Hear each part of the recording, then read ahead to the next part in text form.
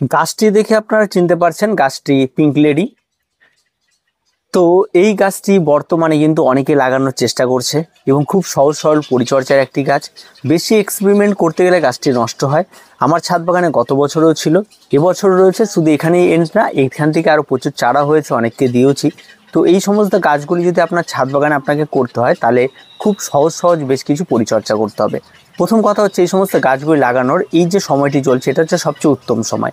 এই সমস্ত গাছগুলি বর্ষাকালেই খুব সুন্দরভাবে বেড়ে ওঠে, আর অন্যান্য সময় খুব একটা বেশি ভালো গ্রো করে না।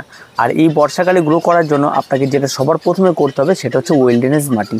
আপনাকে একটা ওয়েলডেনেস মাটি নিয়ে নিতে হবে, যে মাটিটির মধ্যে আপনাকে 50% মাটি এবং তার মধ্যে 30% কম্পোস্ট আর 20% বালি, এই যে একটা ওয়েলডেনেস মাটি তৈরি করে নিতে হবে। মাটি তৈরি করার পর আপনাকে চারা সংগ্রহ করতে হবে। আপনার নার্সারিতে যদি এই ধরনের চারা ক্রয় করতে চান, আপনার কাছ থেকে অন্তত 100-150 যার কাছে যেমন পাই নিয়ে নেয়। কিন্তু এই সমস্ত চারাগুলি যদি আপনার কোনো বাগানের কাছ থেকে ডাল সংগ্রহ করে নিয়ে আসেন, এই সমস্ত ছোট ছোট ডালগুলি যদি আপনি লাগিয়ে দিতে পারেন তো সেখান থেকে খুব সুন্দরভাবে গ্রোথ করে।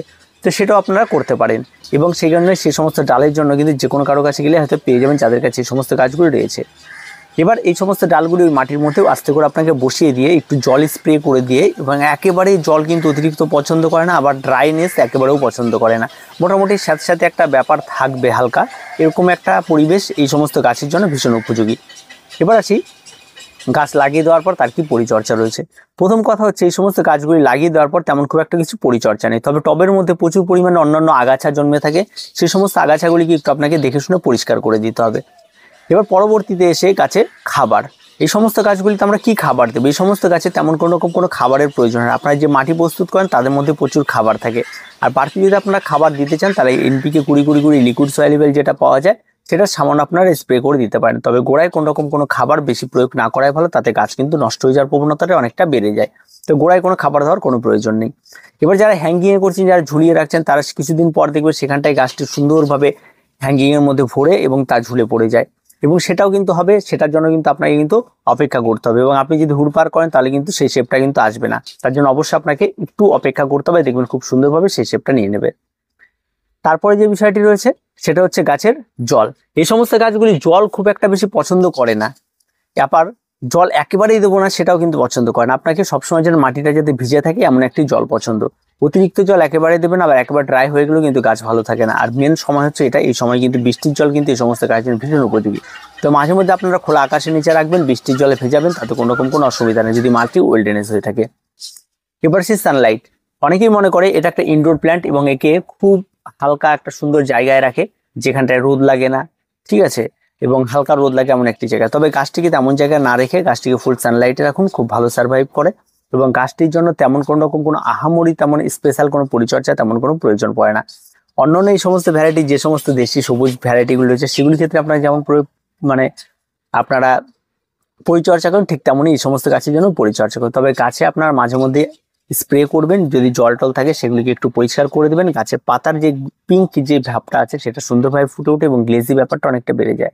ম্যাগনেসিয়াম সালফেট 1 লিটার জলে 2 গ্রাম মতো নিয়ে একবার স্প্রে করে দেবেন মাসে, তাতেও কিন্তু খুব সুন্দর উপকার পাওয়া যায়। এবার আসি এই সমস্ত গাছের চারা তৈরি অত্যন্ত সহজ। যে কোনো একটা পট নিয়ে নেবেন এবং তার মধ্যে সামান্য পরিমাণ একটু ওয়েলডেনেস মাটি নিয়ে নেবেন, তার মধ্যে এই সমস্ত ডালগুলিকে বসিয়ে দেবেন, বসিয়ে দিয়ে চারা তৈরি ওর মধ্যে রেখে দেবেন, খুব তাড়াতাড়ি তার মধ্যে চারা তৈরি হয়ে যায়। এবং এমন কোনো কঠিন কোনো কিছু নেই, খুব সহজভাবে এই সমস্ত গাছের চারা তৈরি করা যায়। তো যারা এখনো করেননি পিঙ্ক লেডি, তারা একবার করে দেখুন।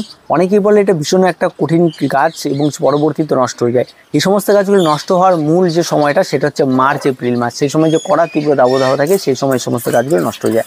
তাছাড়া সারা বছর নষ্ট হয়ে যাওয়ার তেমন কোনো কিছু নেই। শীতকালে এরা খুব সুন্দরভাবে বেঁচে থাকে। মোটামুটিভাবে একটা ডরমেন্টারি পিরিয়ড আপনাকে সেভাবে রেখে দিতে হবে, কোনো রকম খাবার টাবার কিছু দেবেন না, নর্মাল কোনো রকম একটা জায়গার মধ্যে রেখে দেবেন, খুব সুন্দরভাবে গ্রোথ করবে। আমি যেমন এই ট্রেটার মধ্যে অল্প মাটি দিয়ে রেখে দিয়েছি যাতে পুরো ট্রেটায় ভর্তি হয়ে যায়, এভাবে রেখে দিয়েছি। আরও প্রচুর এখান থেকে চারা তৈরি করেছি, আরও রেখে দিয়েছি, খোলা আকাশের নিচে রেখে দিয়েছি, বৃষ্টির জল খাচ্ছে, সমস্ত কিছু ওপেনলি খাচ্ছে, এবং সেখানে গাছগুলি খুব ভালো গ্রোথ করছে। যখনই যত্ন করে কোনো একটা জায়গায় তৈরি করার জন্য লাগাচ্ছে তখন কিছু গোড়া পচে যাচ্ছে, নষ্ট হচ্ছে, এমন প্রবণতা দেখা যাচ্ছে। তবে এখন যে সময়টা চলছে এই সময় এই সমস্ত গাছগুলো নষ্ট হয়ে যাওয়ার প্রবণতা একেবারেই নেই। তাই এই সময়টা আপনারা তাড়াতাড়ি এই সমস্ত গাছগুলি করুন, আর শেডের নিচে কম রাখুন, খোলা আকাশের নিচে রাখুন, গাছ ভালো থাকবে। আর কিছু বলার নেই, পিঙ্ক লেডি নিয়ে প্রত্যেকের পছন্দের একটি গাছ, প্রত্যেকেই করা শুরু করে দিন। তো ভিডিওটি এ পর্যন্ত ভালো লাগলে অবশ্যই লাইক, শেয়ার এবং কমেন্ট করুন, আর চ্যানেলটিকে সাবস্ক্রাইব করে রাখুন।